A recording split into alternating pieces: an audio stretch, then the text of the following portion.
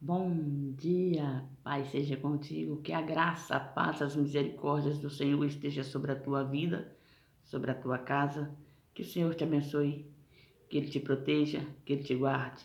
Bom é o Senhor, digno de toda honra, todo louvor, toda adoração, porque nele, por Ele e para Ele são todas as coisas. Que os teus olhos estejam voltados aos céus, que os teus ouvidos atentos à voz do Espírito Santo e que teu coração esteja sedento por ouvir a palavra do Senhor. Que Deus te abençoe. Amém? Louvado seja o nome do Senhor Jesus Cristo, glorificado seja a palavra do Senhor. Antes de entrar na meditação da palavra, vou deixar o meu pedido, o meu recado. Não se esqueça de deixar o seu like, comente, compartilhe. E você que ainda não é inscrito nesse canal, se inscreva, nos ajude. O nosso objetivo é falar do amor que cura, do amor que salva, do amor que liberta. Dizer que Jesus é o caminho, a verdade e a vida, que nele, por ele e para ele são todas as coisas. Nosso objetivo aqui é levar a palavra do Senhor aos quatro cantos. Dizer que somente em Jesus Cristo nós temos a liberdade de poder vivermos o verdadeiro evangelho, o evangelho da salvação. Jesus te ama, querido, e Ele não quer que você pereça, mas Ele quer que você tenha conhecimento da palavra e seja salvo. Amém? Hoje nós vamos meditar no livro de Esther, capítulo 2. Primeiro versículo a seguir que diz: Passadas estas coisas, apaziguado já o furor do rei Assuero, lembrou-se de Vaste e do que fizera e do que tinha decretado a seu respeito. Então disseram os servos do rei que lhe serviam: Busquem-se para o rei moças virgens e formosas, e ponha o rei oficiais em todas as províncias do seu reino, que ajuntem todas as moças virgens e formosas na fortaleza de Suzã, na casa das mulheres, aos cuidados de Hegai, camareiro do rei, guarda das mulheres, e deem-lhe-se os seus enfeites. E a moça que parecer bem aos olhos do rei, reine em lugar de Vaste. E isto pareceu bem aos olhos do rei, e ele assim fez. Louvado seja o nome do Senhor.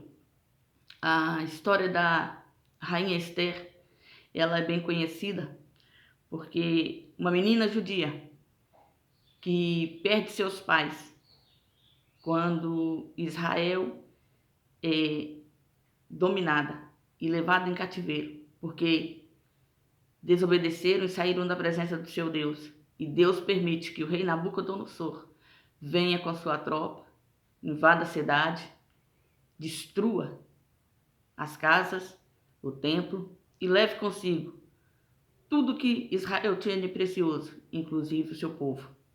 E o povo vai para o cativeiro em Babilônia. E a pequena Radassa, juntamente com o seu pai de criação, seu tio, seu primo, que ele era sobrinho do pai dela, seu primo, vão nessa leva que foi com o rei Jeconias. E ali ela é criada pelo seu primo como uma filha. E passados-se os anos, já com o coração apaziguado, vivendo de uma forma costumada e com suas adversidades, com seus problemas, mas estavam ali no cativeiro, vivendo, né, passando-se os dias, até chegar o dia da promessa, que era o dia em que o Senhor faria com que Israel voltasse para sua terra. Nesse meio tempo, cai o reinado de Nabucodonosor e sua família, entra o reinado dos medos persas, e esse rei, que comanda agora 125 províncias, 127, perdão, províncias, tem um problema pessoal dentro de casa. A sua esposa, a sua rainha, que deveria ser a que primeira dava o exemplo, comete uma gafe imperdoável para a época, para a sociedade, e isto lhe custa o reinado.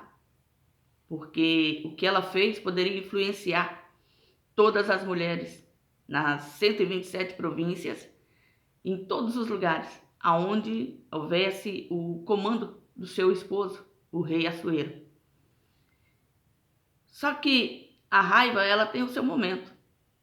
E passados-se os dias depois dessa ocasião que ela foi banida da história do seu reino, o rei se lembrou dela e se lembrou do decreto, e o decreto não podia ser revogado, e se entristeceu. Aqueles servos que estavam ali próximo a ele, instruídos pelo Espírito Santo e por Deus, deu-lhe a ideia: junta moças, virgens, formosas, em todo o reino. E aí o rei, dentre elas, vai escolher uma. E assim foi feito. Porém, esse tempo em que essas coisas sucederam, e até o dia em que o rei escolheu a sua rainha, levou-se 4 anos. Até essas moças serem trazidas, foram arrancadas de suas famílias, foram arrancadas dos seus lares, foram arrancadas dos seus pais e foram trazidas para o palácio. E no palácio elas passavam por um período de 1 ano de purificação. Após esse 1 ano de purificação, ela era entregue na mão do rei. E conta aqui a história que Esther, depois de 10 meses dessa purificação, ela foi apresentada diante do rei. Só que eu não quero falar da rainha Esther, eu quero falar da menina Hadassa, da jovem Hadassa, dos momentos em que ela passou, desde o dia que os soldados entraram dentro da sua casa, arrancaram ela do seu lar e levaram ela junto com todas as outras moças cativas para o palácio de Suzã, e que nesse tempo ela foi levada, não se sabe se 1, 2 ou os 3 anos, até o dia em que ela vai ser apresentada ao rei. E ela tem que passar por situações e adversidades, porque ela não vai de bom agrado, ela não vai porque se inscreveu para estar nessa seleção. Ela foi colocada por causa da autoridade do rei, do decreto do rei. E eu fico me imaginando e pensando comigo assim, nesse tempo, o que será que passava pela cabeça dessa menina? Porque o que a palavra diz é que o caráter dela foi forjado e formado por um homem de bem, porque ela era uma menina obediente. E em todo lugar aonde ela chegava, as pessoas não a via como só uma mulher formosa, mas a formosura dela estava no seu agir, a formosura dela estava no seu caráter, a formosura dela estava no seu posicionamento, ao ponto que aonde ela chegava, as pessoas que olhavam para ela se encantavam. E ela, dentre todas as moças, foi colocada no melhor lugar dentro da casa das mulheres. Foi-lhe dado 7 moças de respeito para estarem com ela. Por quê? Porque a personalidade dela, a presença dela, fazia com que as pessoas lhe respeitassem, lhe admirassem. E Deus estava trabalhando para que essa judia, para que essa menina órfã, para que essa criança que perdeu tudo na sua infância, agora reinasse junto com o rei Assuero. Deus trabalhou no coração daqueles que estavam em volta dela. Deus trabalhou no coração do rei quando a escolheu. Deus trabalhou no coração da própria Esther para que ela tivesse postura, para que ela tivesse sabedoria, para que ela tivesse posicionamento. Em todo o tempo, você não vê aqui nenhuma fala de que Esther estava murmurando, Esther estava desesperada, Esther reclamava da situação. Porque quando ela chegava, aqueles que estavam para cuidar das jovens que iriam ser preparadas para o rei, admiravam, a respeitavam e a viam com bons olhos por causa do comportamento e das suas atitudes. Os dias maus de Esther não começou no dia que ela foi tirada de dentro da casa de Mordecai. Os dias maus de Esther começou quando o rei Nabucodonosor entrou em Jerusalém e levou cativos o povo de Deus. Porque ali ela perde seus pais, porque ali ela, uma criança, fica sem família e seu primo tem que agora tomar conta dela. E ele faz com muito esmero, com muito cuidado, ao ponto que ela lhe é muito obediente. Tudo que ele falou, tudo que ele direcionou para que ela fizesse, ela fez. Quando ela é levada pelos soldados, a ordem dele é que ela não declarasse o seu povo, porque ele conhecia os inimigos de Israel e sabia que muitos que estavam ali no mesmo lugar, na mesma posição do seu povo, dominado pelo reino Medo-Persa, os odiavam, como os amalequitas. E ele a instrui a ficar calada. E ela muda seu nome, porque o seu nome era judeu, para que ela não fosse ali revelada a sua parentela. E ela continua ali até o dia em que ela é apresentada diante do rei. E assim como todos, por quem ela passou, a quem ela conheceu, ela obedece àquele moço que estava sob o comando das jovens na casa das mulheres. Tudo que ele ordenou, tudo que ele direcionou, ela fez. E isso fez com que ela caísse nas graças do rei Assuero, porque Deus tinha preparado o melhor lugar para ela, o melhor lugar na casa das mulheres, o melhor lugar no reinado de Assuero. Ela se transforma aí em rainha. E a palavra diz que ela vai diante do rei Assuero e volta para a casa das virgens. Ela não vai como as outras que foram perante o rei Assuero na parte da tarde e quando chegava a parte da manhã voltavam para a casa das concubinas. Ela não. Ela teve uma postura de rainha, ela teve um caráter, ela teve princípios e ela teve sabedoria de, obedecendo aqueles que sabiam o que iria agradar ao rei, lhe direcionaram para que tudo que ela fizesse enchesse os olhos do rei. E a palavra vem dizendo que quando o rei a viu, ele a amou. Por quê? Porque algo que ela fazia de diferente. Não era só as vestes, porque todas tiveram vestes resplandecentes, vestes maravilhosas. Não eram os seus enfeites, não eram os seus presentes, porque todas que saíam da casa das jovens e iam à presença do rei Assuero levavam seus enfeites, levavam seus presentes. Mas era a postura, era o comportamento, era a atitude. E a atitude dela não era na época mais fácil de sua vida, não era nos dias mais fáceis. Pelo contrário, ela estava numa situação em que ela era escrava, estava sob a disposição daquele que tinha autoridade sobre a vida dela, e o seu caráter era um bom caráter e ela obedecia às ordens daqueles que eram-lhe superior. A sua postura, o seu caráter mudou a sua história. E, como nós conhecemos a história, se nós dermos continuidade à leitura, com certeza o inimigo de Israel se levantou. Com certeza o inimigo de Israel intenta matar todos os filhos de Deus. E aí entra a motivação do propósito de Deus na vida de Esther. Quando ela teme e estremece de fazer aquilo que o seu pai de criação lhe pede, ele lembra para ela que Deus é um Deus de livramento, que o fato dela estar sentada no trono do rei Assuero não iria lhe dar a salvação.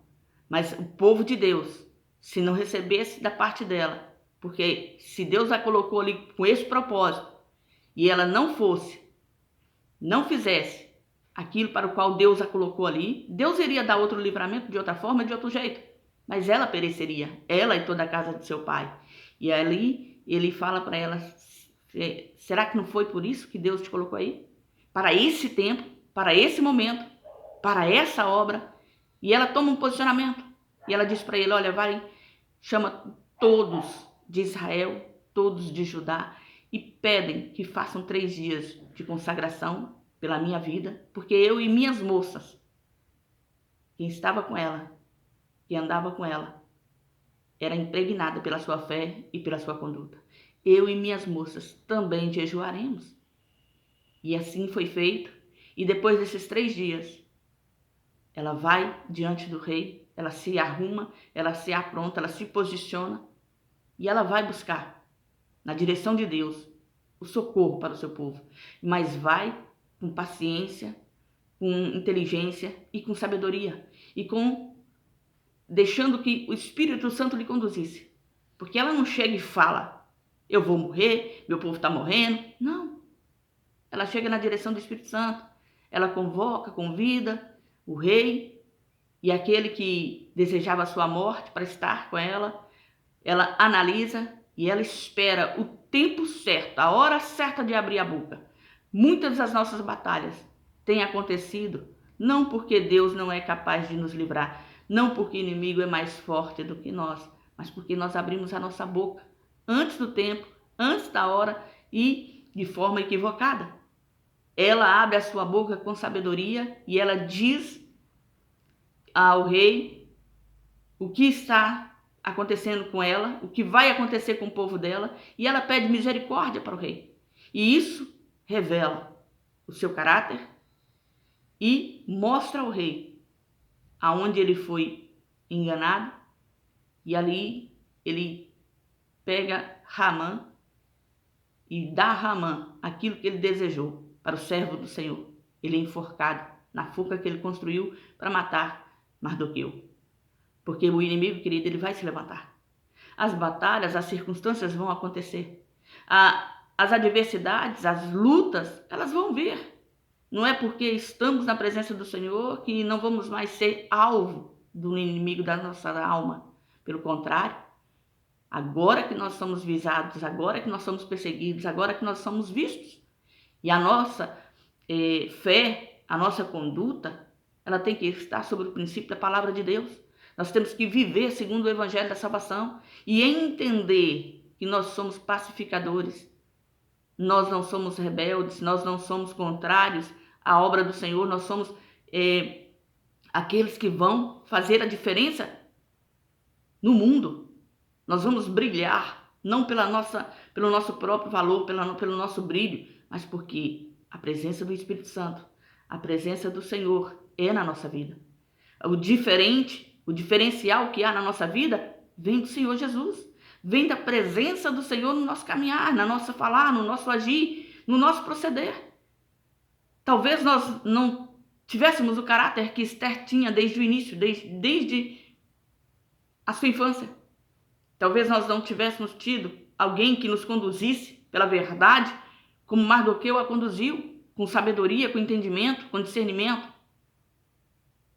Mas quando nós temos um encontro com o Senhor, nós somos uma nova criatura.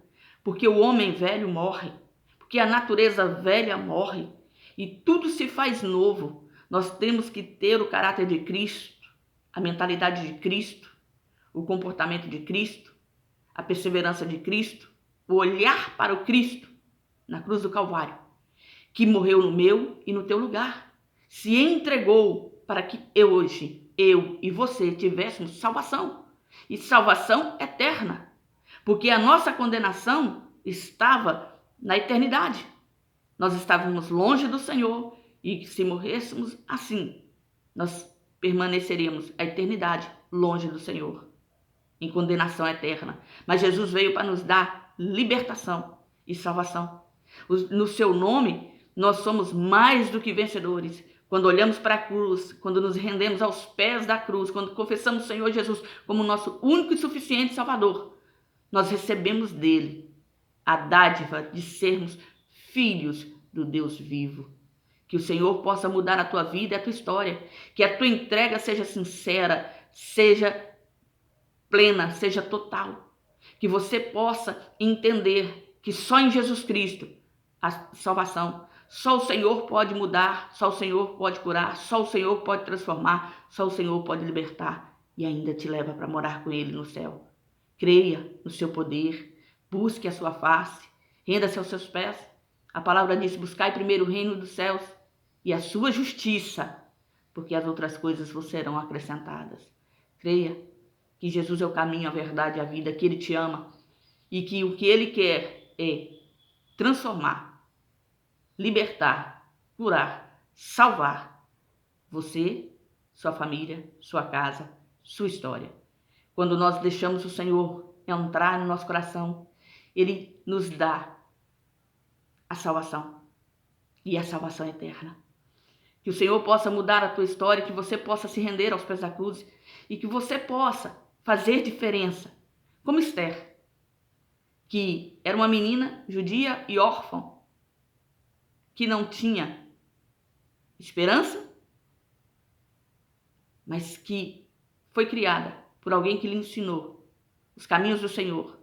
E na fé do seu Deus, ela se posicionou para conquistar o livramento para ela e para o seu povo.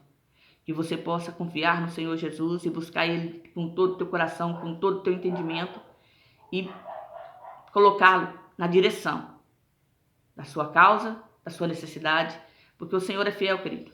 E Ele é poderoso para fazer na nossa vida muito mais, além do que pedimos e do que pensamos. Confie no Senhor, busque a sua face, renda-se aos seus pés. Creia que Deus é galardoador dos que o amam e dos que o buscam. O Senhor tem um propósito, tem um plano de salvação para a tua casa, para a tua família. Se renda, se entregue e se posicione diante daquele que tem todo o poder nos céus, na terra, nos mares e sobre tudo que neles há. Que essa palavra venha direto ao teu coração, que ela seja a resposta de Deus na tua vida e que o Senhor possa mudar a tua história. Amém? Louvado seja, engrandecido seja o nome do Senhor Jesus Cristo. Você que me ouviu até aqui, obrigado pela sua atenção e vou te pedir, não se esqueça, deixa o seu like, comente, compartilhe e você que ainda não é inscrito nesse canal, se inscreva, nos ajude, porque o nosso intuito, o nosso objetivo é saquear o inferno, levar as almas ao conhecimento da palavra e ao reino do Deus vivo. Amém? Que o Senhor te abençoe e te guarde. Seja você, nesse dia de hoje, uma bênção. Jesus te ama.